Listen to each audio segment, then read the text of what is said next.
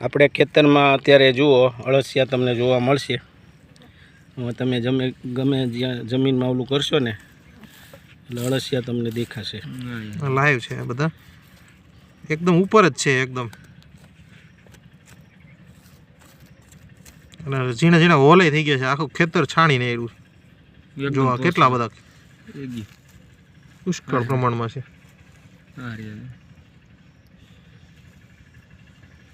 આ અળસિયા આખા ખેતરમાં આ રીતે છે, તમે જ્યાં ખોદો ને ત્યાં નીકળે. એટલે જમીનનો કાર્બન, ઓર્ગેનિક કાર્બન આમાં પુષ્કળ વધે. અને જેમ જેમ દિવસો જતા જશે એમનું આનું પ્રમાણ વધતું જશે. શરૂઆતમાં આનું પ્રમાણ કેટલું હતું ઓર્ગેનિક કાર્બનનું?